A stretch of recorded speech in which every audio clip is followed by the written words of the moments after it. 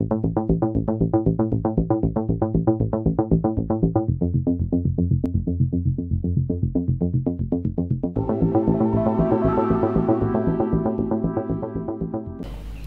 sommes mardi 7 septembre 2021. Mesdames et messieurs, bonjour et bienvenue dans ce journal.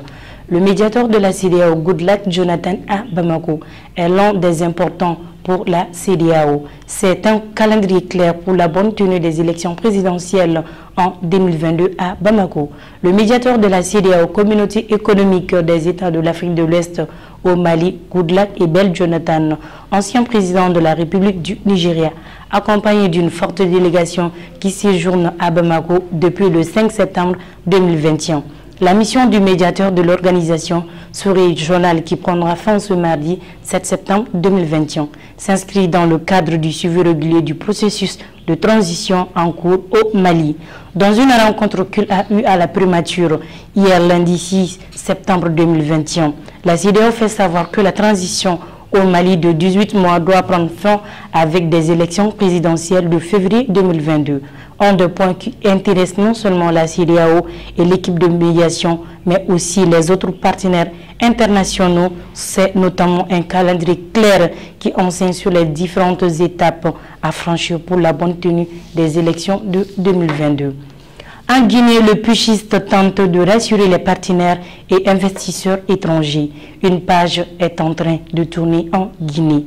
Après le coup d'État militaire qui a renversé le président Alpha Condé, plus de 10 ans de pouvoir en Guinée, opposant historique laisse le pays encore dans une situation économique très éloignée de ses potentialités. Dans sa première prise de parole depuis le putsch, Mamadi Doumbouya s'est voulu rassurer notamment de l'adresse des investisseurs.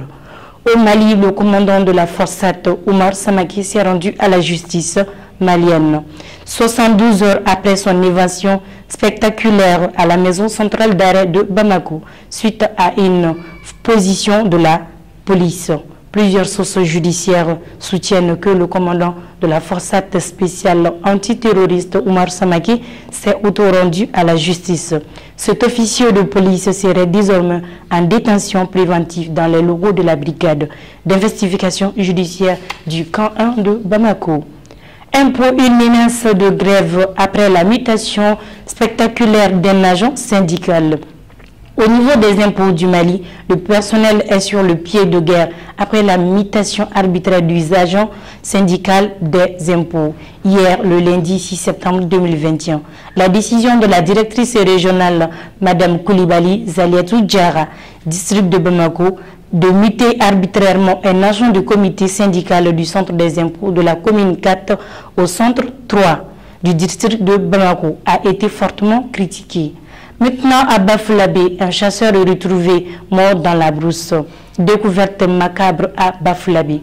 Le corps sans vie d'un homme âgé de 38 ans a été retrouvé dimanche 5 septembre 2021 dans la brousse du village Sadjoya.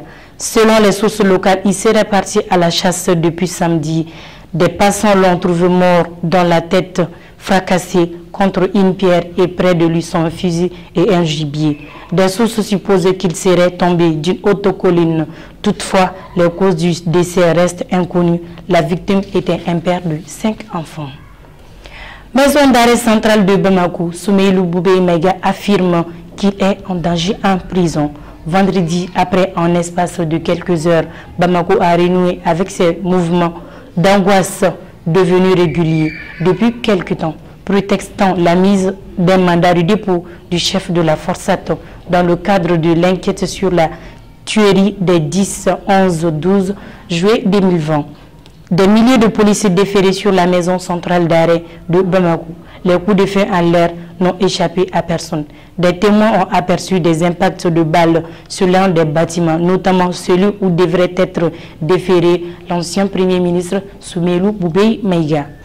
Actualité internationale, la mort de Jean-Paul Belmondo, l'as des as du cinéma français, vedette incontournable du cinéma français jusque-là dans les années 1990. Jean-Paul Belmondo est mort lundi à l'âge de 88 ans. De la nouvelle vague aux films commerciaux belges de la nouvelle traversée, près d'un demi-siècle de l'histoire du 7e art hexagonal. Retour sur la carrière d'une légende. Nos condoléances les plus sincères à la famille et aux collaborateurs de Jean-Paul Belmondo. Législative au Maroc, l'avenir des islamistes au pouvoir en jeu. Le Maroc vote mercredi pour renouveler les 395 sièges de députés de la Chambre de représentants et plus de 31 000 élus locaux. Le Parti Justice et Développement PJD islamiste modéré espère une troisième mandat à la tête du gouvernement. Crash du vol MH17. Les familles des victimes réclament des comptes à la Russie. Lors du procès de 4 suspects jugés par contumace aux Pays-Bas, les familles des victimes de l'avion abattu en 2014 au-dessous de l'Ukraine ont demandé lundi à la Russie de faire enfin la lumière sur les circonstances du drame. Un deuil impossible pour les 298 personnes tuées dans le crash du vol MH17.